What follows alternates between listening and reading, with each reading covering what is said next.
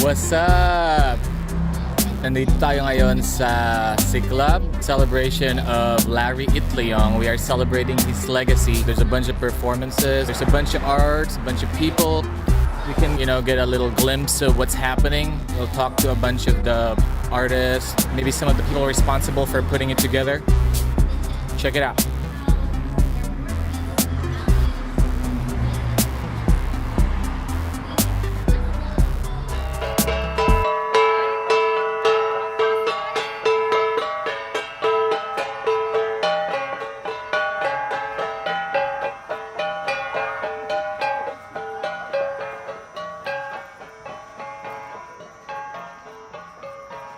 Right here beside me is actually a nipa hut, which is the traditional living space for Filipinos, especially in the more rural areas. Bamboo is a very, very available material in the Philippines, and it grows everywhere. So people made a lot of their homes from bamboo, and so this is just a recreation that they did. Let's talk to this guy. I actually met this guy earlier. I like to talk with people who wear suits. Excuse me, sir. Jim Deere. Jim Deere. And I'm delighted to be here with the Filipino Workers Center. They invited me. And Alicio, the artist of the mural, he worked on it 20 years ago, and then they have refurbished it. It's a wonderful mural. Anyone who wanting to explore Los Angeles should come to this location, because this is a historical Filipino town, and it's also a great mural showing the history. Do you remember the grave strikes, or where were you at that time? I was a boy of about 13 years of age, and I remember my parents told us no more table grapes. We're not going to buy any. We're going to boycott at 13. I said, well, why are we doing that? Question of a teenage boy. And they explained to me, farm workers need our support. And I come from a very progressive family.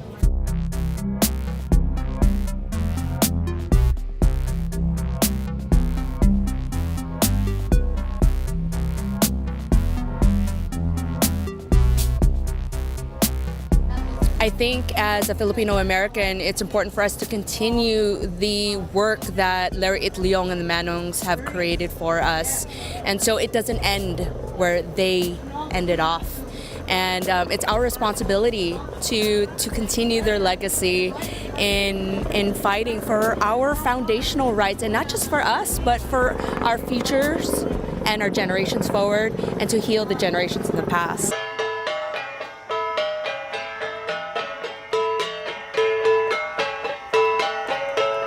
We have Tita Linda here. She actually runs the Philippine Expressions bookstore. And I wanted to ask you what it means to you, the significance of Larry Itliong, especially in the Filipino-American community. I think it's about time that people know about Larry Itliong, and this celebration is great because it will bring into focus the work he has done in the labor union. More so because we didn't seem to get the credit. The Filipino community and the people who work in farmlands of America, and the union that they established to protect their civil rights as laborers. And this festival will kind of highlight the same interests that our young people are now living through the lives of these modern day workers. During that time, the Delano grave strikes, where were you? What was your memory of that? I don't have much memory about it.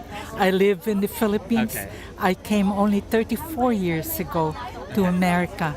So I didn't really know the history of the labor, the farm workers. I have heard about their struggles, but I haven't really done any in-depth study on it until I came here.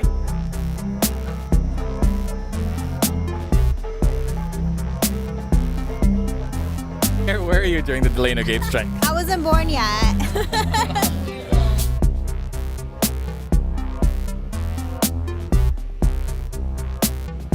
I think, Larry Itliong for me shows me that Filipinos can step up and stand up for our rights and fight for what we deserve.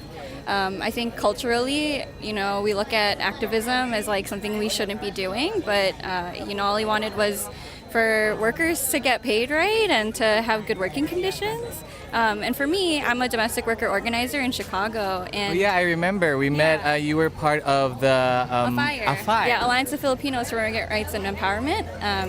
And I remember the Delano Manongs often in my work because a lot of the titas, a lot of the manangs and manongs that are domestic workers that fought for the Bill of Rights in Illinois, they also showed that Filipinos can fight for their rights, right? Like they wanted to get paid well, they wanted, to have healthy work conditions, and they fought for that and won.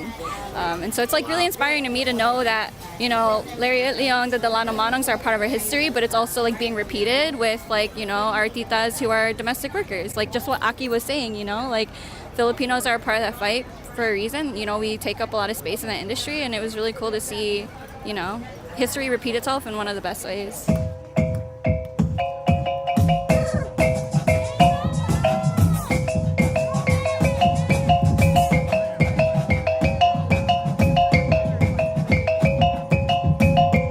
Yeah, Larry fought for all of us. If you're working and you have good benefits, you have rights, all of that is because of what he fought for a long time ago. And also equality, like being able to have somebody to represent us, our voice. You want to talk in particular with this specific work that is I know it's in the PWC. Well, I always believe that artists have a thing about like making things happen in the future. So they said that, the best way to predict the future is to create it, right? So it's all about intensity. Where is that intensity?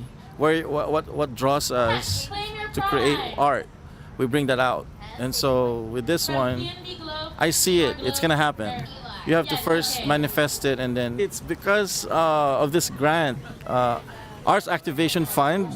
The idea is to bring arts into nonprofit organizations because, as our community has done for so many years, we have lost focus on where the intensity should be.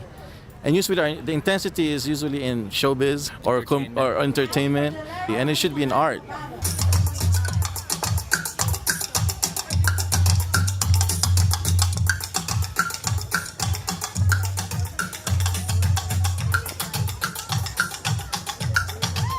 Art is more universal, art is more selfless, art is more democratic. It's not didactic. It's really more, it's really what should be out there. It should really, something our community should be focusing more, right?